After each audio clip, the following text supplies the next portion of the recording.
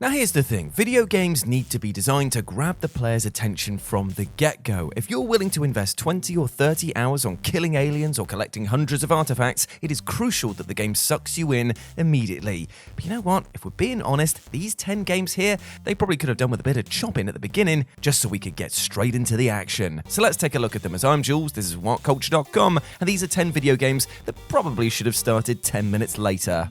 Number 10, Okami. Now in Okami, you play as a deity-based dog who brings order to the world with their celestial paintbrush. As bizarre as the premise sounds, this action-adventure is actually one of the most beautiful games ever made. It's been re-released a bunch of times, and yet this title from Clover Studios still feels underappreciated. But if it wasn't for Okami's glowing reputation, many players likely would have switched off quickly due to the, well, let's face it, rather irritating prologue. Instead of talking with, words, the characters here make garbled noises when they speak, similar to Banjo-Kazooie, and these conversations go on for so long that you'll find these squeaky sounds grating on you before you've done anything. When you finally take control of your hero, players must endure another reviled aspect of video gaming, and that is the stop-start. While you try to jump, run, and attack, you'll constantly be interrupted by your helper. Even though Navi from Ocarina of Time was annoying for her stop-start interruptions, at least her advice was brief. Here though, we can spend up to 2 minutes having an explanation for something that takes 5 seconds to do. And that being said, you can be reassured that if you stick with Okami, despite this opening sequence, it does get way better. In fact, it's one of my personal favourite video games. Number 9, God Hand. Okay, so I feel like we're bagging on Clover Studio a little bit at the moment, but still, even though God Hand is extremely fun, the start is, extremely lackluster. The PlayStation 2 exclusive God Hand follows a warrior called Jean who must battle a demonic army. With its futuristic western setting and Resident Evil creator Shinji Mikami at the helm, God Hand definitely looked like it had potential. Unfortunately, a lot of players threw their controllers at the wall in frustration, giving up on the very first level. Strangely, this beat-em-up's prologue has the opposite problem of Okami. Instead of stuffing the opening with an over-explanatory tutorial, it dumps you in right at the deep end, expecting you to try and figure out moves and combos by yourself. Stranger still, the second level is noticeably easier since the enemies telegraph their attacks, and on top of that, it's clearer how to execute charging moves and counters in this level than the previous one. Now, the first level isn't difficult by any stretch, but it is a nightmare if you're going into this experience cold. Level 2, however, has a much more reasonable difficulty, which is why the game should have begun there. Number 8, Star Fox Adventures. Now, I know this is going to sound very weird because, yes, it does sound like I'm defending Star Fox Adventures and almost recommending that you should play it, but still, I'm not actually saying that. I'm just trying to say that without the first 10 minutes or so of this game, we probably would have had a better experience overall. But again, that is like chucking the deck chairs off of the Titanic, because it's still going to be a disaster either way. Now, normally the gameplay in Star Fox titles involves the titular character flying through space blasting at enemy ships. However, Star Fox Adventures toned down these sequences to focus more on our hero exploring worlds on foot. Now, this decision upset many gamers since the epic space battles were a fundamental part of the franchise since its inception. Even though this GameCube exclusive was a dud, changing the series' structure wouldn't have been a problem if it was handled appropriately. I mean, hell, it worked for Metroid Prime. However, it's apparent that the developers bungled things the moment Star Fox Adventures boots up. Instead of starting with Fox or his teammates, the action-adventure begins with new Fox Crystal flying around on a pterodactyl. As she speaks in alien gibberish, players might think that they'd set the language setting to the wrong one. But then, since the characters in the scene say certain words like palace and general in perfect English, it makes the dialogue unintentionally hilarious. Because you take control of Fox in the following sequence, it's peculiar why the developers didn't start the story here. In fact, I know this sounds blasphemous, but I would scrap the entire space battle bit at the beginning as well and just start on the ground. And why is that? Because it doesn't set an expectation that the game can never live up to. Number 7, Donkey Kong 64.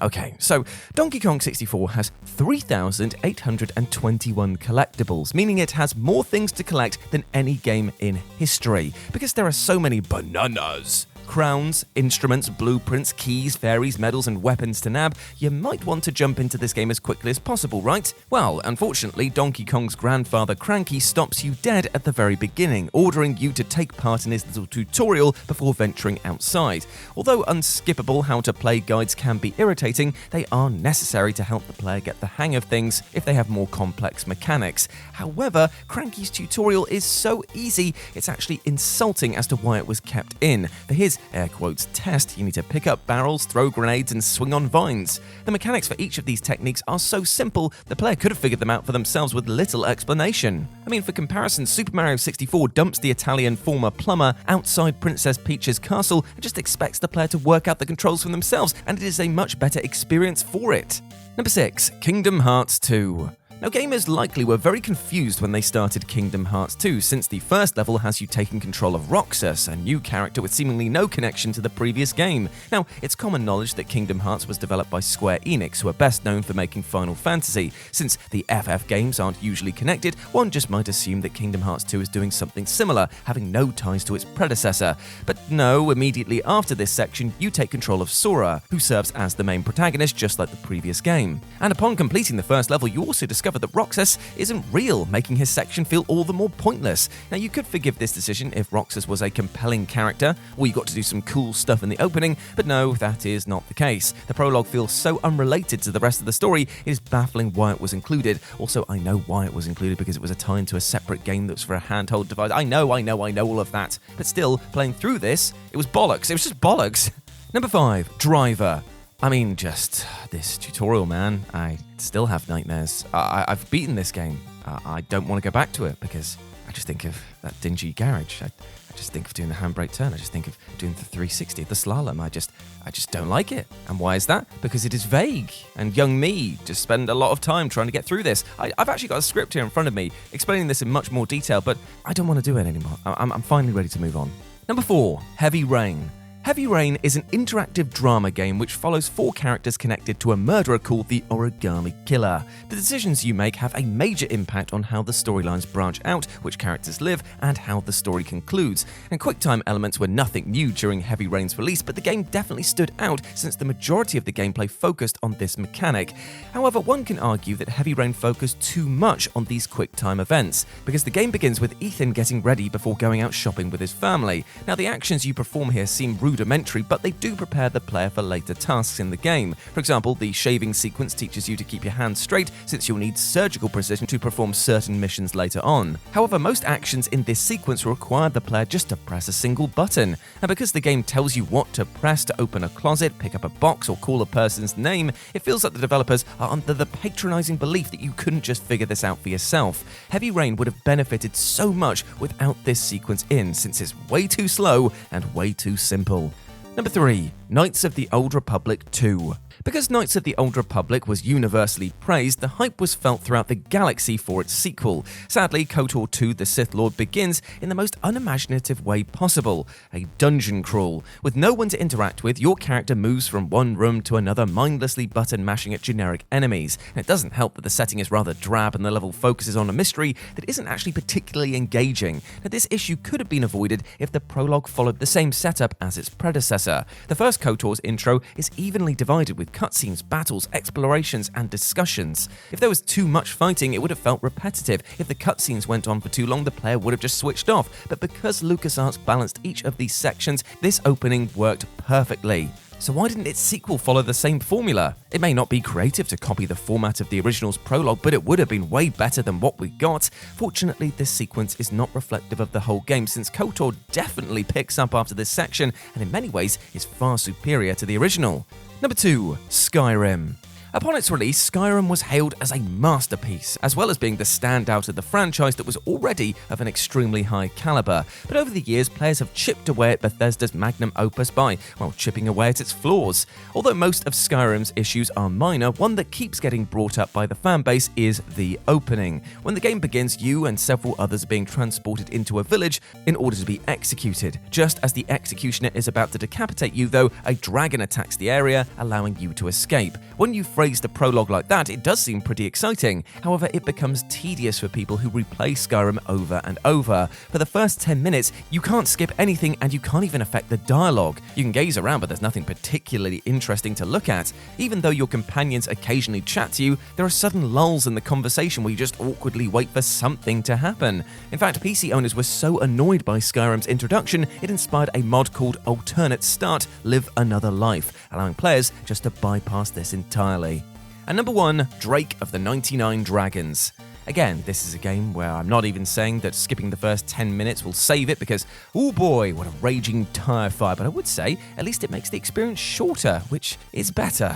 Now, during the millennium, gaming companies tried to capitalize on the Matrix films by incorporating that franchise's look and bullet time effects into their projects. And although many of these games bombed, nothing tanked worse than Drake of the 99 Dragons. When the third-person shooter was revealed at E3, the developers promised that it would capture the essence of a John Woo action flick and Batman the animated series. Sadly, you know that it's going to suck the instant that it starts. Not only is the tutorial absurdly hard, you have to complete it within 10 minutes. Even though this level is designed to teach the player the basic mechanics, you're guaranteed to fail at least a dozen times since it's not clear what to do or how. Until you beat this tutorial, you can't even leave the room, and out of frustration, most players probably gave up before experiencing the main campaign.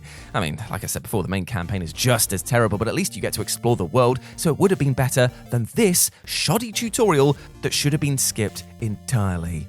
And there we go, my friends. Those were 10 video games that should have started 10 minutes later. I hope you enjoyed that, and please let me know what you thought about it down in the comments section below. As always, I've been Jules. You can go follow me over on Twitter at RetroJ, or you can swing by Instagram. Yeah, I'm going to plug that for a change, where I do all of my model painting. It's at RetroJ_Insta, because apparently I love confusing handles. But before I go, I just want to say one thing to you, my friend. I hope you're treating yourself with love and respect, because you deserve all of the best things in life. I've told you today to skip the first 10 minutes of these video games, but I actually want you to take at least 10 minutes out of your day today just to sit back, relax, try and unwind, and just be kind to yourself. Don't go trying to push things to the limit every single second of your day. Remember to take breaks because it is healthy for you physically and mentally, alright? Big love to you, my friend. Now go out there and smash it after a break. As always, I've been Jules. You have been awesome. Never forget that. And I'll speak to you soon. Bye.